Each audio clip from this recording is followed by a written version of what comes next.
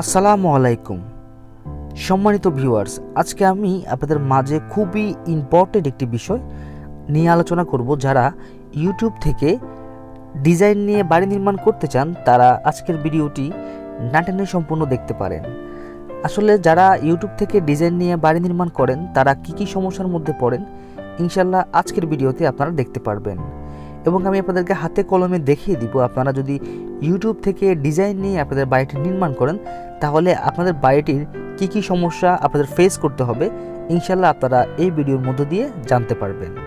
তো দেখতে পাচ্ছেন এই বাড়িটি বহুদিন যাবৎ এভাবে পরিত্যক্তভাবে পড়ে আছে। তো আপনারাও আপনাদের স্বপ্নের বাড়িটি যদি এভাবে পরিত্যক্তভাবে ফেলে না রাখতে চান তাহলে আজকের ভিডিওটি মনোযোগ দিয়ে দেখতে পারেন।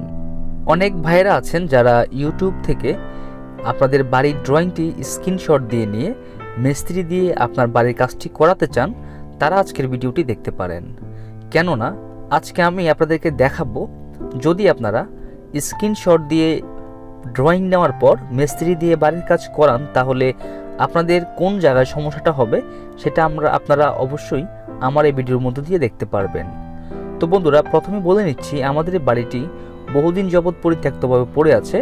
এটি হচ্ছে মালয়েশিয়া প্রবাসী। তো এই বাড়িটিতে কি প্রবলেম হয়েছে সেটা আমি আপনাদেরকে উল্লেখ করতেছি। প্রথমত বলে নিচ্ছি এই বিষয় সম্পর্কে উনি জানতো না যে ইউটিউব থেকে যে ড্রয়িংটা আমরা সচরাচর যে কোনো বাড়ির ভিডিওর সাথে অ্যাড করে থাকি সেটা আমাদের মূল ড্রয়িং না। অনেকে হয়তোবা এই ভুলটি করে থাকেন, হয়তোবা ভাবেন যেটা আমরা ভিডিওর মধ্য দিয়ে ড্রয়িংটা দেখাই সেটাকে আপনারা মূল ড্রয়িং ভেবে আপনারা ওই ড্রয়িং স্ক্রিনশট দিয়ে নিয়ে বাড়ির কাজ শুরু করতে চান।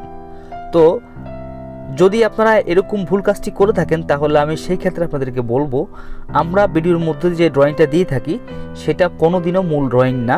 কেননা আপনারা একটু লক্ষ্য করলেই দেখবেন আমাদের এই ড্রয়িংগুলোর মধ্যে আমরা এখানে কলমের সাইজ, ভীমের সাইজ, রডের সাইজ এবং কোন জায়গায় কি দিবেন না দিবেন কোনো কিছুই উল্লেখ করা থাকে না। আপনারা একটু লক্ষ্য করলেই দেখতে পারবেন। তো পুরো ড্রয়িংটার মধ্যে শুধু থাকে আমাদের দৈর্ঘ্য, প্রস্থ, রোম সাইজ ও আদার্স যে জিনিসগুলো আছে সেগুলো থাকে।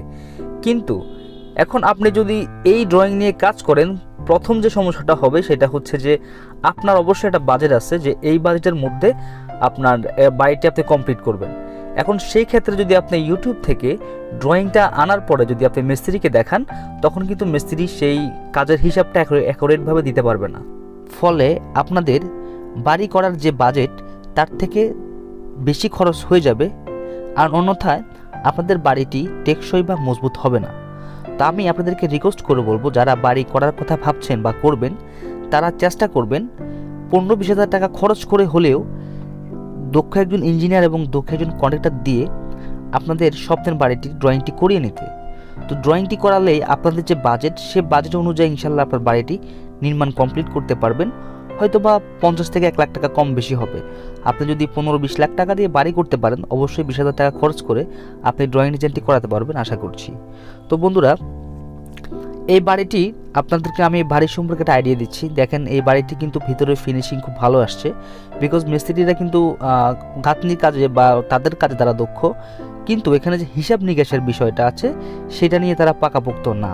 যে মিস্ত্রি যা বাড়িটা করেছে সে কাজ ভালো, তার কাজ ভালো সেটা আপনারা অবশ্য দেখতে পাচ্ছেন। তো মিস্ত্রির কাজ ভালো সেটা আমি নিজে থেকে বলতেছি। তো আপনারা মিস্ত্রিকে দিয়ে কাজ করাবেন, সমস্যা নেই, দক্ষ মিস্ত্রি দিয়ে কাজ করাবেন, ভালো মিস্ত্রি দিয়ে কাজ করাবেন, কিন্তু ড্রয়িং ডিজাইনটা চেষ্টা করবেন ভালো একজন ইঞ্জিনিয়ার বা ভালো একজন কন্ট্রাক্টর দিয়ে করিয়ে নিতে, যেখানে আপনাদের বেসের সাইজ, কলমের সাইজ, কোন জায়গায় কি ঢালাই দিবেন না দিবেন সব কিছু উল্লেখ করা থাকবে। তো বন্ধুরা, এতক্ষণ আপনারা যে ভিডিওর মধ্য দিয়ে যে বাড়িটা দেখলেন এই বাড়িটার বাজেট ছিল 15 লক্ষ টাকা। এই বাড়িটা 4টি বেডরুম, 2টি টয়লেট, একটি কিচেন দিয়ে করা হয়েছে। এই বাড়িটার বাজেট ছিল 15 লক্ষ টাকা। এখন পর্যন্ত এই বাড়িটার খরচ হয়েছে 13,50,000 টাকা। এখন আপনারাই বলুন এই বাড়িটা কি 1.5 লক্ষ টাকা দিয়ে কমপ্লিট করা পসিবল না। এখানে আপনারা দেখেন এটা একতলা ফাউন্ডেশনের বাড়ি। এখন আপনারা দেখেন এখানে যে প্রত্যেকটা কলমে 16 মিলি রড 6টি করে দেওয়া হয়েছে, আপনারা একটু লক্ষ্য করলে দেখতে পারবেন। তো আসলে একতলা বাড়ির জন্য 16 মিলি রড 6টি করে দেওয়ার কোনো প্রশ্নই আসে না। আপনারা খেয়াল করে দেখতে পারবেন 16 মিলি রড দেওয়া আছে প্রত্যেকটি কলমে।